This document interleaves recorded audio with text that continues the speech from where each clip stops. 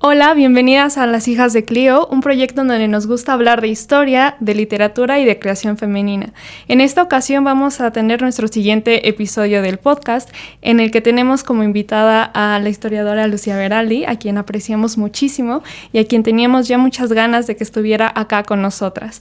El capítulo de hoy se titula Isabel I de Castilla, sus joyas, bienes suntuarios y vínculos femeninos. Y pues nada, yo soy Rosario Neri. Yo soy Lisbeth Bolaños. Yo soy Lucía Veraldi. Y esto es Las Hijas de Clio. Pues bueno, vamos a presentar a nuestra invitada. Ella es maestra en Humanidades por la Universidad Anáhuac, México, licenciada y profesora en Historia por la Pontificia Universidad Católica Argentina y actualmente realiza el doctorado en la Universidad de Valladolid. Como investigadora, ha participado en congresos a nivel nacional e internacional relacionados con la Edad Media. Sus temas de investigación son la historia de las mujeres, la relación entre mujeres y poder en la Baja Edad Media castellana, concretamente en el reinado de Isabel la Católica.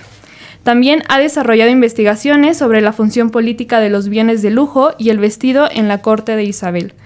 Entre 2019 y 2021 se desempeñó como coordinadora de contenidos del proyecto de divulgación histórica Noticonquista del Instituto de Investigaciones Históricas de la UNAM y también coordinó el equipo de investigación y redacción del libro de la historia de la Universidad Anáhuac, México. Se ha desempeñado como profesora en diversos niveles educativos y hoy es profesora de asignatura del claustro de Historia, de Humanismo Clásico y Contemporáneo de la Universidad Anáhuac, México. Y bueno, voy a darle la palabra a Lu para que nos lea el fragmento que solemos siempre dar lectura al inicio de cada capítulo. Gracias por la presentación y les voy a compartir ahora un fragmento pequeñito de la crónica de Hernando del Pulgar, que es uno de los grandes cronistas de los Reyes Católicos, en este caso el fragmento en donde describe a Isabel. Dice, era muy buena mujer, placíale tener cerca de sí mujeres ancianas que fuesen buenas y de linaje. Criaba en su palacio doncellas nobles, hijas de los grandes de sus reinos. Hacía por poner gran diligencia en la guarda de ellas y de otras mujeres de sus palacios, y dotábalas magníficamente, y facíales grandes mercedes por las casar bien.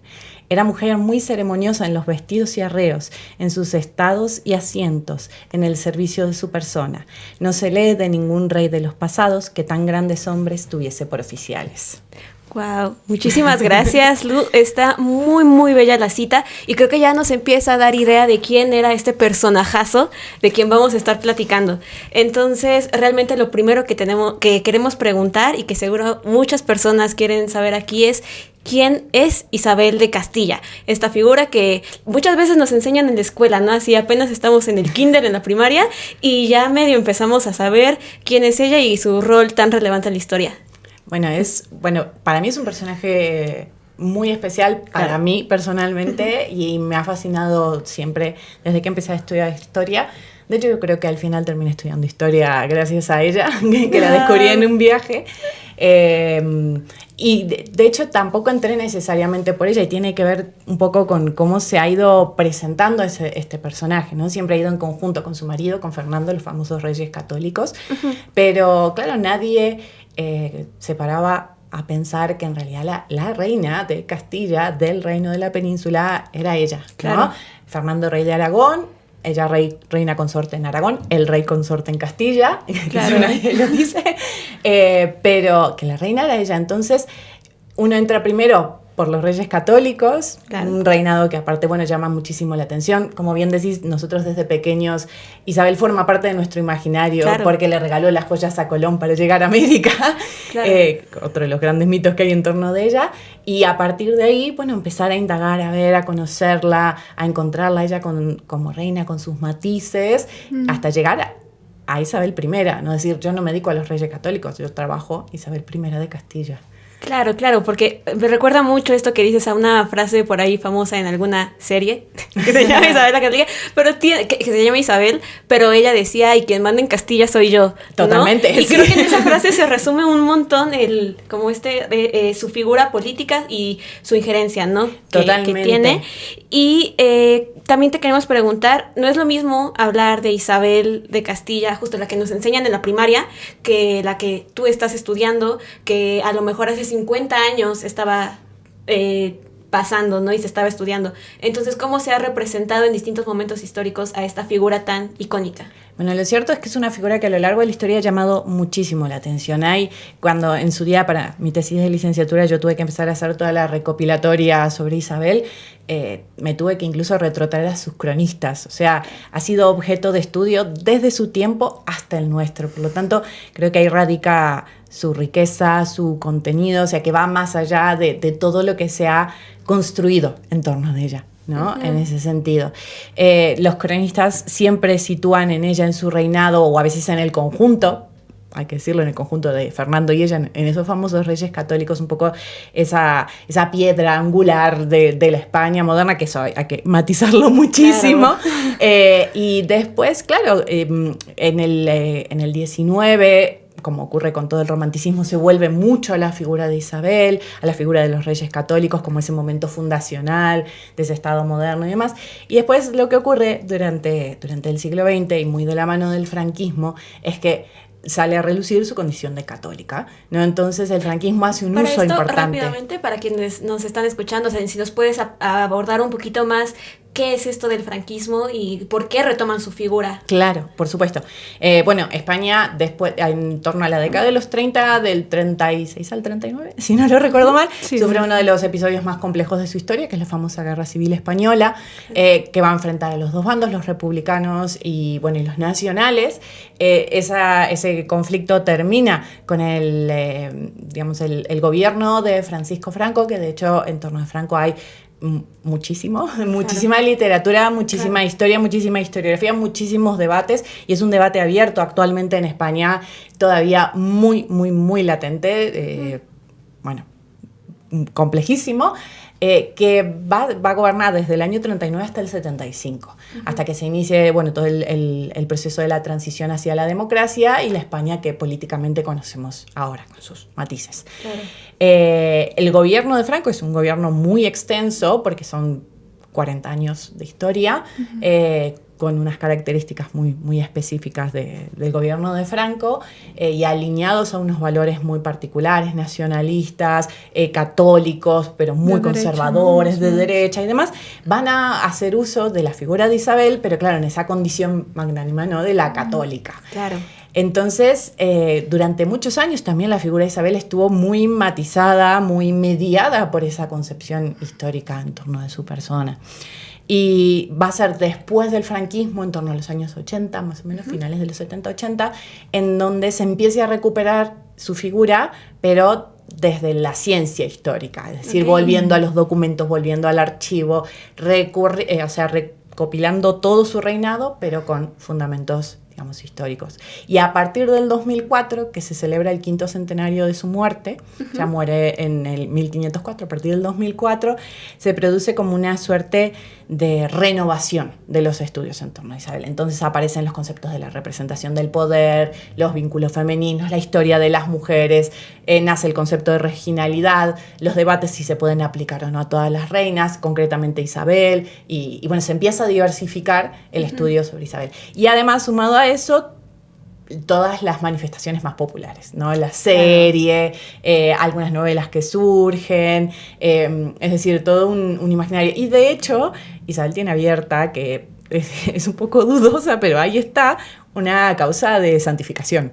¡Wow! Sí. ¿Y eso ya nunca procedió? ¿Solo se quedó No, ahí? Porque encima, claro, hay episodios complejos, la expulsión de los judíos, todo el tema con los moros, entonces no hay que moverle mucho, pero sí en su día fue una causa importante la desantificación de Isabel. Claro, y me parece bien interesante cómo por un lado se está santificando, pero también hay otro uso bien político, ¿no?, de su figura, y como toda figura histórica y a un régimen en específico, los usos políticos que la historia puede tener es fundamental, y que de repente se retome a Isabel y encima se santifique, ahí están pasando dinámicas de poder importantes, ¿no? Sí. Y bueno, también mencionabas en estas revisitas que se hacen a su figura ya a partir de los años 80, en donde el archivo, la pieza, el objeto de la reina empiezan a adquirir relevancia.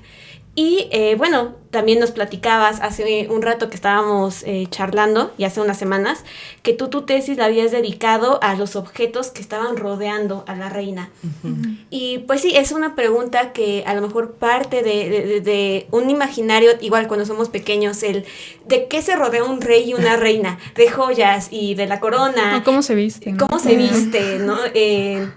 Y como todo este esplendor increíblemente magnánimo, y también considerar que la reina le llegaban cosas también del Nuevo Mundo, ¿no? Uh-huh. Entonces, ¿qué eran los objetos de los que ella estaba rodeada, no?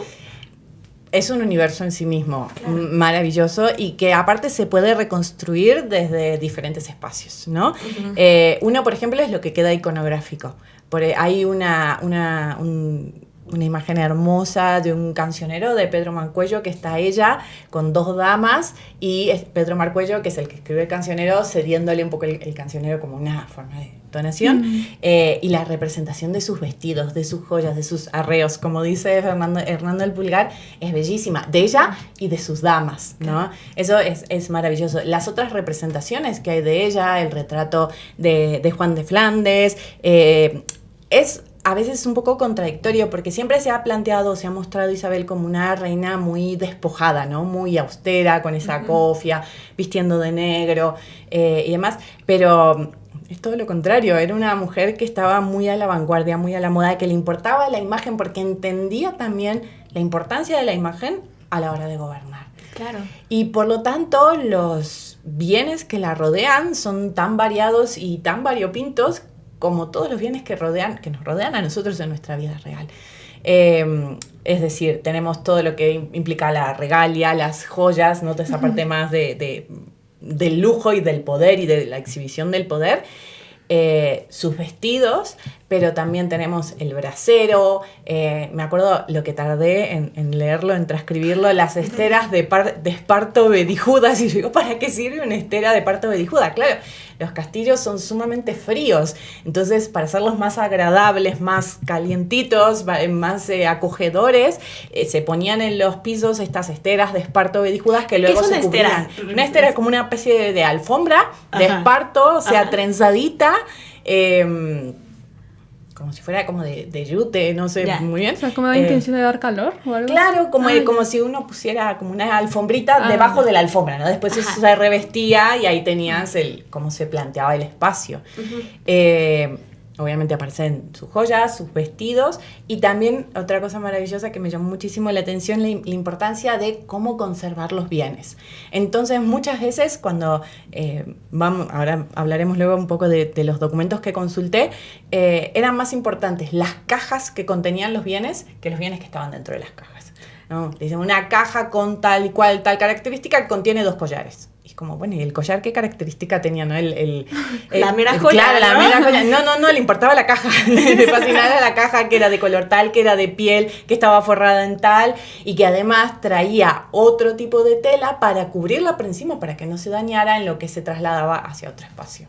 Bueno, entonces también hay una especie de preciosismo, no solo por la joya en sí, sino también qué está envolviendo, en dónde se presenta y el cómo se está presentando, ¿no? En el cómo se está presentando. Es que es tan importante, ahí yo tengo una hipótesis al respecto, pero es tan importante el contenido como el contenedor. Claro. ¿No? O sea, lo honra, ¿no? Tanto uno como el otro, al punto tal de que en esos documentos, en esas cédulas, aparece incluso a veces más reseñado la caja que la joya en sí misma. Okay. Y bueno, por lo que mencionas en la tesis, que me llamó mucho la atención, es que también tienen como un nivel de importancia, ¿no? Si se usan en la cabeza o si se usan en el brazo o algo así. Bueno, es que lo bonito, o sea, ya saliendo de los objetos en general, yendo a las joyas y al vestido en particular, es que el vestido medieval es un vestido que se construye por capas, ¿no?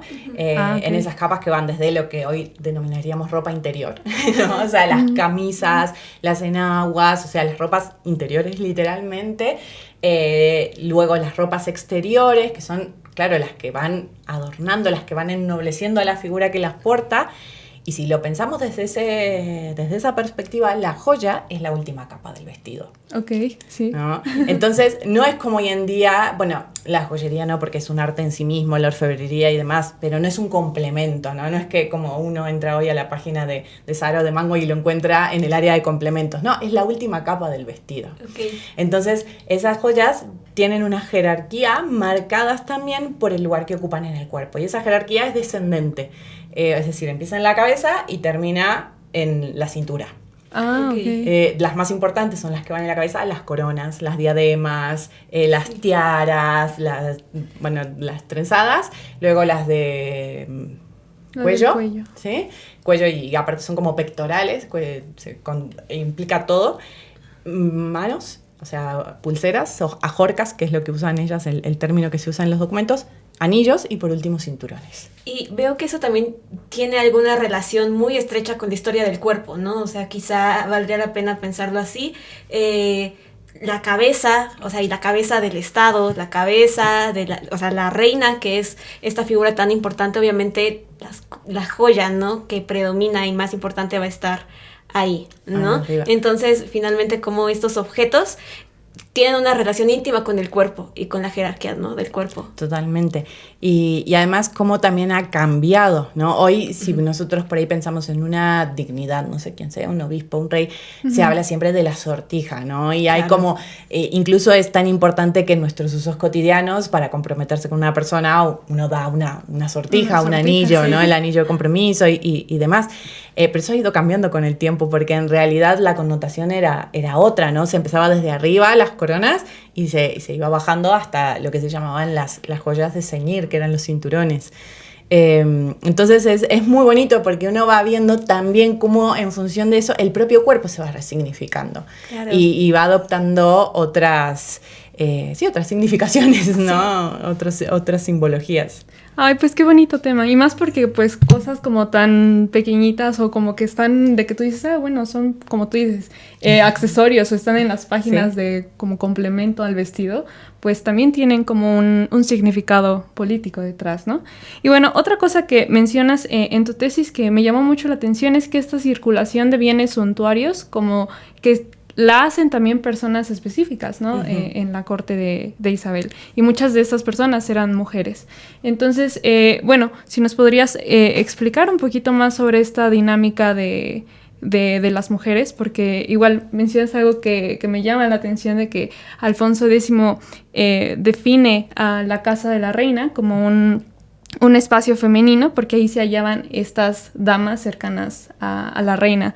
Entonces, pues sí, más que nada ver cómo el estudio de los objetos, de las joyas, de estos bienes suntuarios, nos permite también analizar las relaciones entre mujeres, porque creo que es muy bonito también ver que estamos ahí nosotras, ¿no? En esta circulación de los objetos. Sí, claro que sí. Pues lo que tengo que decir yo en realidad es que el trabajo lo hicieron los documentos, ¿no? Okay. Yo en realidad entré a los documentos buscando joyas, de joyas se extendió a vestimenta y a ver qué más encontraba. Y cuando estoy reseñando esos objetos, que en realidad es por donde entro, me encuentro con las personas. Entonces fue, en tanto historiadora, una sorpresa muy bonita, porque es dejarte sorprender por el documento. Uno plantea una hipótesis basada en la función que tiene el bien suntuario, la joya, la representación, pero claro, luego entras y decís, acá hay más, ¿no? En este caso, como los documentos eran cédulas, que lo habíamos comentado, son documentos muy pequeñitos, algunos por ahí son un poco más extensos, pero en realidad son muy pequeñitos, porque es la reina que manda a una persona X a sacar un bien de su cámara, de su retrete, ahora vamos a hablar del retrete porque no es nada de lo que nos imaginamos, de tal espacio en particular, para enviarlo a otra persona que se lo va a dar a alguno de sus hijos, ¿no? Yo en su día, cuando tuve que circunscribir el cuerpo documental, casi que se circunscribió solo, porque implicaba circulación de bienes entre la reina, sus hijas y su hijo difunto ya, y fue a empezar a buscar, y cuando empecé a leer ver que había personas que se repetían. Primero que todas las personas que estaban, en el 90% eran mujeres. Y que después había mujeres que se repetían. A mí nunca me había pasado de encontrarme a la misma persona en 2 documentos diferentes.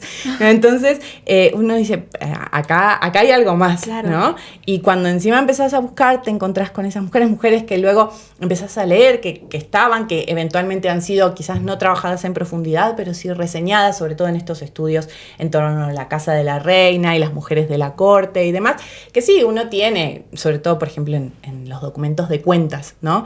Que Isabel paga tantos maravedíes, que son monedas, a tal persona por los servicios prestados en su casa, tantos maravedíes a esta persona que era criada, tantos a esta persona que era camarera, ¿no? Pero de repente te encontrás en el centro de la imagen a mujeres que no son las que más cobran, pero sí las que hacen circular continuamente, y mujeres de muchísima confianza, ¿no? Que las empezás a ver relacionadas, que están vinculadas a un hombre, la mayoría de las veces su marido, que también tiene otro papel en la corte, pero eso es lo bonito también, ¿no? Que es ese juego de a dos, claro, que se ganan los dos en última instancia la confianza de la reina. Claro. Para estar ahí, para gestionar, para ver los bienes, para transitar con ellos, ¿no? Y cómo ese bien que sirve para representar el poder también puede ser un vehículo de poder para encumbrar a las personas que lo portan. Claro, y también de intimidad, ¿no? Entre mujeres, finalmente,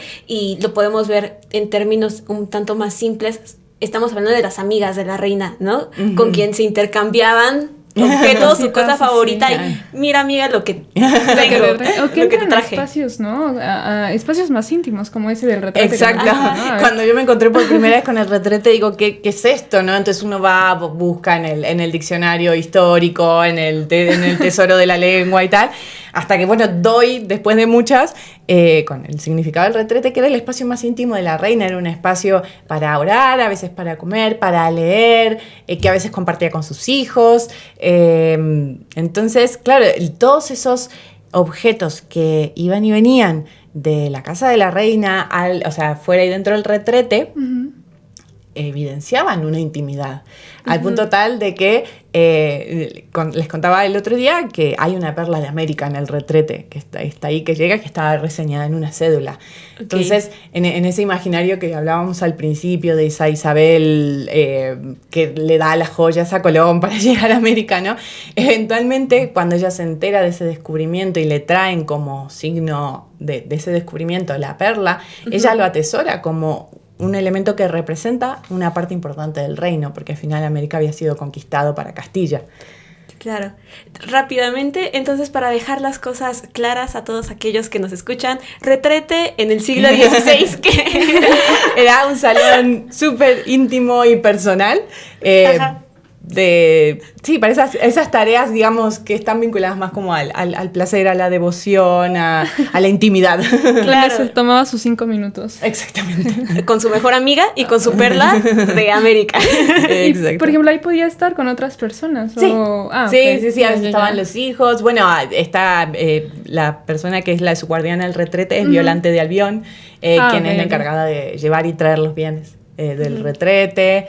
Entonces, sí, es un personaje un espacio muy interesante, y las personas que están en torno al espacio también muy interesantes también. Sí, también ver cómo ahí hay como un espacio de intimidad, de relación con otras mujeres, creo que también es muy, muy bonito. Y también relaciones que, o sea, son amigas muy íntimas, pero que también de alguna forma van a terminar haciendo política con ella, me imagino, ¿no? Sí, en el caso de Violante, por ejemplo, como les decía, no es quizás de las que tiene un salario más alto dentro de la corte. A ella está muy poquito reseñada, no está vinculada a nadie, solo se sabe que había unas sobrinas que ella introduce a la corte, y una de ellas, Gracia, está casada con el secretario de la reina. Entonces, a lo que voy con esto es que por ahí sí, de Violante no se sabe mucho, pero claramente ella en tanto mujer, no sabemos su condición ni su situación, ¿no? Pero intenta velar por el futuro de sus sobrinas. Isabel, como vela por ella, va a velar automáticamente también por las sobrinas de Violante, y entonces el casamiento entre Gracia y Almazán, Miguel Pérez de Almazán, es signo un poco de esas alianzas femeninas, ¿no? Uh-huh. Hoy quizás desde el siglo XXI dirían, ay, las mandó a casar y les dio buenas dotes, qué acto horrible. Bueno, no, en el siglo XV era quizás el acto de mayor generosidad, ¿no? De poder introducirte en la sociedad, garantizarte un buen porvenir y eso, un buen porvenir, ¿qué más? Y qué menos. Sí, claro. Bueno, y con todo esto que estamos diciendo de la joya de América y las demás joyas y bienes suntuarios que ella tiene, ¿es posible afirmar que a través de estos objetos la reina legitima su poder? O sí, no sé, ¿qué nos sí, puedes totalmente. decir al respecto? Bueno, se ha analizado desde muchos aspectos la representación del poder, uh-huh. la simbología y demás. El gran problema con el que me encontré yo, paradójicamente, cuando yo entro a estos documentos es que no me encuentro con coronas, no me encuentro con cetros, me encuentro con, casi podríamos decir que una suerte de joya del diario, ¿no? Okay. Las que lleva la reina, pero en el diario. Incluso es muy curioso porque aparece, no sé, una jorca, la jorca es una pulsera rota, ¿no? Que ella la va a mandar, porque claro, la jorca por ahí estaba rota, pero el metal valía. Uh-huh. Entonces no es solo el desechar. Exacto, o sea, no es solo el valor estético o representativo, sino también el valor económico. Y lo que me pasa a mí es que no me encuentro con esos bienes que a priori son los que representan la potestad regia, ¿no? La famosa regalia, ¿no? La corona, el cetro, el trono, la capa. No, me encuentro con una cuestión mucho más del diario, pero que es tan elocuente como la regalia. Okay. ¿No? Porque si son objetos que están en el entorno de la reina, al circular, circula la confianza, ¿no? Entonces, o sea, creo que en ese sentido habría que ser como una suerte de, ¿cómo decirlo? Como de paneo general de bienes y entender que no solo los bienes como los más esplendorosos son los que representan, sino cómo hay un montón de otros bienes que representan diferentes aristas de ese poder real y que están mucho más vinculados a esa gestión del cotidiano, ¿no? De hecho, hay todo un tema con Isabel porque coronas de ella solo queda una en Granada, que está en la catedral, en el museo, que de hecho ni siquiera se sabe si la usó. ¿Y el resto perdida? El resto están perdidas porque se empeñaban, porque eran metal. Claro. Y eran metal precioso ante cualquier otra cosa, ¿no? Sí, por generaciones posteriores. Exacto, y aparte porque va a ser justo después de Isabel donde empiece a desarrollarse toda esa concepción de cómo se puede transmitir también a partir de la joya un legado, una legitimidad. Entonces, Isabel todavía está como en ese momento bisagra en donde la joya deja de ser bien para hacer objeto de representación, ¿no? Okay. Y algunas cosas sí mantienen, ¿no? Y después hay todo un mito en torno al collar de Balajes y una cruz rica, que eran como esas joyas que aparecen reseñadas en las crónicas y que no se sabe dónde están. Y justo hablando de estos vestidos tan ricos y las joyas de Isabel, en la cita que mencionaste al inicio, con la que partimos en el capítulo, por ahí dice, era mujer muy ceremoniosa en los vestidos. Si podemos regresar a esta cita y cómo construye una imagen de Isabel y también por qué la seleccionaste, ¿no? A mí me gustaba porque mencionaba, me parecía muy curioso, que una cita que hace un cronista hace 500 años o más, diera justo en el clavo con los objetos que estaba estudiando yo en ese entonces, ¿no? Y no solo con los objetos, sino con esa relación entre objetos, mujeres, redes de personas. Entonces me resultó sumamente elocuente. En el caso de los vestidos es todo un debate en el que hay, porque se empieza a hablar con Isabel, por ejemplo, del surgimiento de una moda de España, que implicaba con usar el negro, como de hecho ella está representada en el retrato que se atribuye a Juan de Flandes, para el cotidiano y no solo, por ejemplo, para espacios fúnebres. Okay. Ajá, o las viudas, ¿no? Exacto. Por eso Felipe II aparece siempre vestido de negro, porque es parte de la moda de España, ¿no? Como el sello identitario de la Casa Real.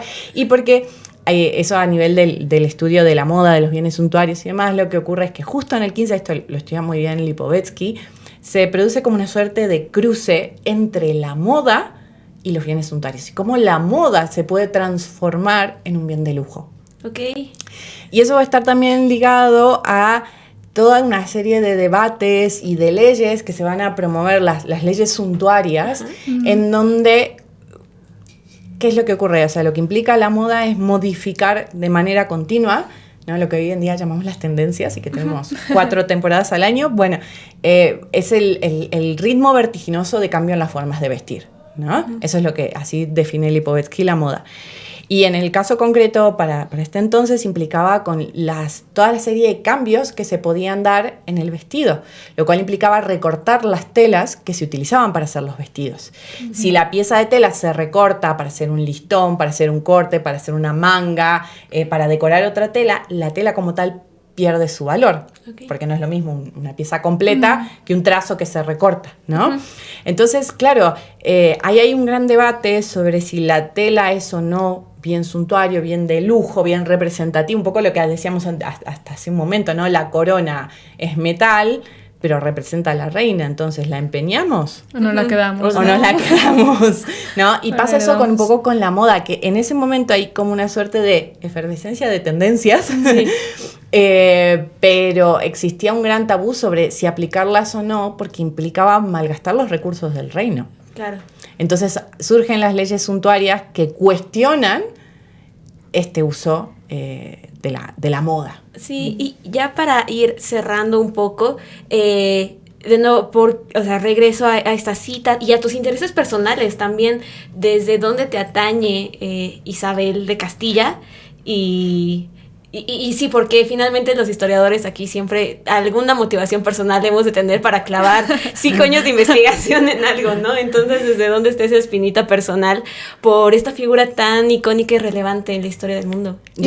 Perdón. No, y más porque creo que tu tema es muy, muy bonito, cómo fue abriendo a los otros pues temas que también te gustan, ¿no? O sea, que empieza con Isabel, después lo que usa y después cómo se relaciona con otras mujeres y entonces como que fue guiando a otros temas que también te apasionan. Cuando yo entro a Isabel, entro a través de la legitimidad del poder. De hecho, mi área de confort era el inicio del reinado, la guerra de sucesión y demás, ¿no? Y bueno, implicaba obviamente conocer, interiorizarme en todo este proceso de legitimación de una reina mujer. O sea, yo claramente entro por ahí. Sí. Es un proceso de afirmación y de cómo construye Isabel su legitimidad, porque claramente es una legitimidad construida, no es una legitimidad heredada.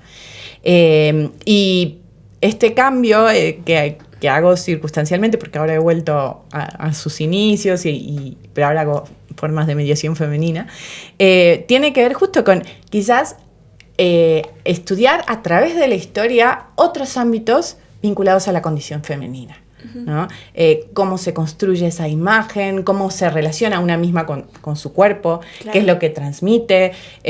Muchas veces esto de estudiar moda o bienes de lujo queda así como superfluo, ¿no? Pero bueno, ¿qué hay detrás? Claro, detrás hay un montón de mujeres que se están relacionando, que están tomando decisiones respecto a todo un reino y pues de ahí también su relevancia de historiarlas, ¿no? Sí, claro. Y bueno, muchísimas gracias. Estamos fascinadas con este tema, con esta figura que seguramente revisitaremos a lo largo de la historia, ¿no? Su figura, ya vimos, no es un monolito que se va a quedar ahí para siempre. Va a haber otras lecturas, otros usos de su figura y pues nada, nos quedará ver qué pasa. Pues yo también te agradezco mucho que hayas estado acá. Nos gustó muchísimo el tema y además que, pues bueno, como una vez comentó Liz cuando hicimos la videollamada, como que de una forma u otra todas estamos encantadas con Isabel o vamos a ella porque es una figura que nos gusta mucho. Entonces, pues nada, te agradecemos mucho que estés acá y pues esperemos tenerte en otras ocasiones. Sí, muchísimas gracias y también por ahí queremos agradecer a Pablo, a Lalo, a Isaac, que nos han estado apoyando muchísimo en la realización de este proyecto, porque de verdad sin ustedes pues no se podría seguir adelante. Bueno, y a Centro ADM, ¿no? Por darnos el espacio también. Y bueno, muchísimas gracias por escucharnos. Nos pueden seguir en todas las redes sociales, en Instagram, en Spotify, en YouTube. Yo soy Lisbeth Bolaños. Yo soy Rosario Neri. Yo Lucía Veraldi. Y esto fue Hijas de Clio. Nos vemos.